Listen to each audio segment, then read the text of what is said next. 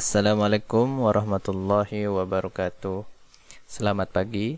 Nah, pada kali ini kita akan belajar tentang jaringan syaraf tiruan atau artificial neural network. Nah, apa sih jaringan syaraf tiruan itu? Nah, sebagaimana bisa dibayangkan, jadi manusia itu mempunyai otak. Nah, ini dibuat tiruannya. Nah, jadi otak buatan ini bisa berpikir seperti manusia. Jadi bagaimana manusia menyimpulkan suatu dari informasi yang didapat. Nah, para peneliti menginginkan untuk mewujudkannya. Nah, komputer diusahakan agar bisa berpikir sama seperti cara berpikir manusia. Nah, caranya dengan melakukan peniruan terhadap aktivitas-aktivitas yang terjadi di dalam sebuah jaringan syaraf biologis. Nah, tujuannya seperti apa yang bisa dilakukan oleh otak manusia itu ditiru agar bisa ditanamkan ke dalam sebuah komputer. Nah, untuk itu kita harus perlu tahu dulu bagaimana sih jaringan syaraf biologis tersebut. Nah, seperti ini. Nah, ada sinapsis, ada dendrit, ada inti sel atau soma atau badan sel dan akson. Jadi, secara umum komponen utama neuron itu dibagi menjadi tiga, yaitu dendrit.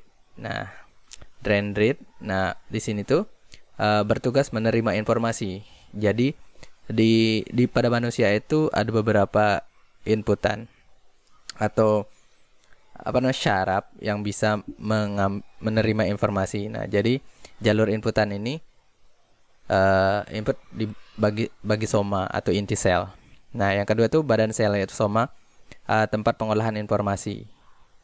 Nah, yang ketiga itu akson, bertugas mengirimkan impuls sinyal ke sinyal sel syaraf yang lain atau jalur output.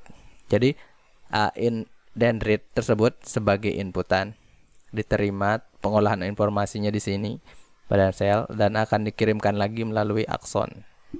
Nah, seperti ini. Nah, uh, jaringan syaraf seperti inilah yang akan ditiru oleh peneliti yang akan ditanamkan dalam sebuah komputer. Nah, ada beberapa alasan kenapa sih belajar jaringan syaraf tiruan. Yang pertama itu ada banyak teknik atau algoritma jaringan syaraf tiruan yang tersedia. Jadi, teknik itu memiliki arsitektur jaringan syaraf tiruan pada awal perkembangannya dan model-model dengan model yang sangat sederhana. Nah, yang kedua itu adanya komputer digital berkecepatan tinggi. Nah, dengan adanya komputer tersebut bisa mempermudah proses simulasi jaringan syaraf tiruan. Jadinya, ketika ditanamkan ke dalam komputer, dia akan bisa mengambil keputusan sama seperti kecepatan otak manusia. Setidaknya bisa mengimbangi. Nah, yang ketiga itu aplikasinya sangat luas, bisa diterapkan di dalam berbagai bidang ilmu. Nah, seperti broadcasting, matematika, perhitungan, kesehatan, menganalisis jenis penyakit dan lain-lain, aerospace, autopilot, nah pengenalan tulisan, di keuangan dan perbankan seperti pemilihan penerima kartu kredit yang emang eligible. Nah, selanjutnya elektronik dan otomotif dan berbagai bidang yang lain itu bisa diterapkan jaringan syaraf tiruan. Nah, prinsip jaringan syaraf tiruan itu ada 3 elemen. Yang pertama, yang tadi itu sinapsisnya sebagai penghubung yang masing-masing digolongkan oleh bobot atau kekuatannya. Yang kedua itu sebuah penambahan untuk menjumlahkan sinyal-sinyal input ditambahkan dari kekuatan sinapsis masing-masing neuron. Nah, yang ketiga itu fungsi aktivasi, yaitu membatasi amplitude output dari neuron. Nah, fungsinya membatasi jarak amplitude yang dibolehkan oleh sinyal output menjadi sebuah angka yang terbatas. Nah, seperti ini gambarnya. Jadi, dari input-inputan tadi hampir sama dengan yang biologis tadi. Ada inputnya dari dendrit. Nah, ini inputnya. Memiliki bobot, weight. Nah, ini sinapsis weight-nya. Input-inputan tersebut akan dijumlahkan. Nah, di sini badan sel yang tadi itu atau somanya. Kemudian diaktifasi function. Nah, ini dijumlahkan semua dan di output ini ke outputnya menjadi apa? Nah, pada gambar di atas tuh masukannya itu dari X1, X2 dan X3 dan memiliki bobot. Nah, ketiga input itu dijumlahkan menjadi X1 kali W1 ditambah X2 kali W2 atau X3 plus X3 kali W3. Nah, itu dijumlahkan. Seperti itu. Selanjutnya itu, nah, jaringan saraf tiruan dibagi menjadi 3 arsitektur. Yang pertama itu jaringan lapisan tunggal. Nah, lapisan tunggal itu hanya memiliki satu lapisan, langsung lapisan output. Jadi hanya memiliki satu buah lapisan bobot koneksi. Jadi lapisan tunggal terdiri dari unit-unit input yang memiliki sinyal dari dunia luar dan unit-unit output di mana bisa membaca respon dari jaringan saraf tiruan tersebut. Selanjutnya itu yang kedua itu jaringan multilapis atau multilayer. Nah, berarti dia memiliki lebih dari satu layer. Jadi dari lapisan inputnya dia memiliki lapisan yang tersembunyi atau tidak. Lapisan tersembunyi ini tidak didapatkan langsung dari inputan awal. Nah, sehingga ada beberapa lapisan tersembunyi yang ada sehingga mencapai lapisan output.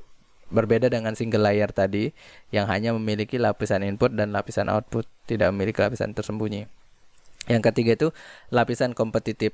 Nah, kenapa? Lapisan ini sekumpulan neuron bersaing untuk mendapatkan hak menjadi aktif. Jadi di sini ada beberapa inputan, tetapi setiap neuron tuh berperan aktif untuk mendapatkan informasi yang didapatkan. Jadi setiap inputan itu neuron itu akan berperan aktif untuk mendapatkan informasi yang akan didapat.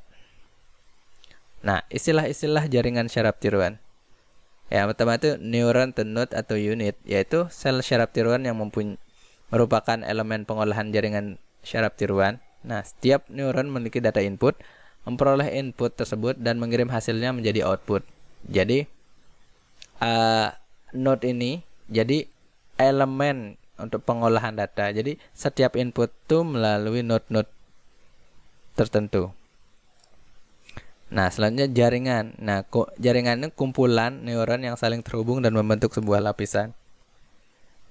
Selanjutnya input atau masukan atau koresponden dengan sebuah atribut tunggal dari sebuah pola atau data lain dari dunia luar. Nah, sinyal-sinyal input ini kemudian diteruskan ke lapisan selanjutnya. Nah, output atau keluaran yaitu solusi dari hasil pemahaman jaringan terhadap data input. Nah, tujuan pembangunan jaringan syaraf tiruan sendiri adalah untuk mengetahui nilai-nilai output. Nah, selanjutnya, seperti tadi ada lapisan tersembunyi atau hidden layer. Jadi yang di multilayer ada lapisan input, selanjutnya lapisan tersembunyi yaitu hidden layer yaitu lapisan yang tidak secara langsung berinteraksi dengan dunia luar. Contoh gini. Kalau manusia, otaknya ketika kita memegang sesuatu itu dari sensor saraf kita akan menerima informasi bahwa misalnya yang kita pegang itu bola. Nah, itu merupakan sebuah lapisan input secara langsung karena kita memegang barang tersebut. Jadi otak kita tahu dari inputan secara langsung. Nah, lapisan tersembunyi itu adalah contohnya pengetahuan kita. Nah, bisa aja bola itu, bola apa terus itu. Nah, itu dari tidak secara langsung kita menerima informasinya karena sudah ada dalam otak kita sebelumnya. Nah, seperti itu. Selanjutnya bobot itu jaringan saraf tiruan merupakan nilai matematis dari koneksi yang mentransfer data dari satu lapisan ke lapisan lainnya. Nah, bobot ini digunakan untuk mengatur jaringan sehingga jaringan syaraf tiruan bisa menghasilkan output yang diinginkan sekaligus bertujuan membuat jaringan terus belajar. Jadinya setiap jaringan itu akan terus belajar. Jadi setiap informasi yang diterima itu disimpan. Nah, akan mendapatkan informasi. Misalnya contohnya gini. Kita tahu bahwa bola itu adalah bola. Nah, ketika kita dikasih ada bola kecil, sedang, besar. Nah, misalnya bola kecil atau bola pingpong. Nah, bola sedang tuh bola kasti. Nah, otak itu atau jaringan syaraf tiruan itu akan terus belajar bahwa dia mendapatkan informasi yang banyak Tidak hanya ketika dia bentuknya bulat maka itu adalah bola, tapi bola apakah itu? Nah, itu informasi selanjutnya itu yang akan menentukan bahwa oh ini bahwa bola kasti atau bola pingpong kayak gitu.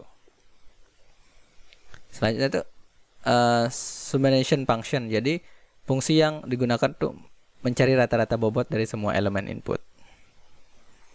Nah, yang selanjutnya aktivasi atau fungsi transfer, yaitu fungsi yang menggambarkan hubungan antara tingkat aktivasi internal atau summation function yang mungkin membentuk linear atau non-linear.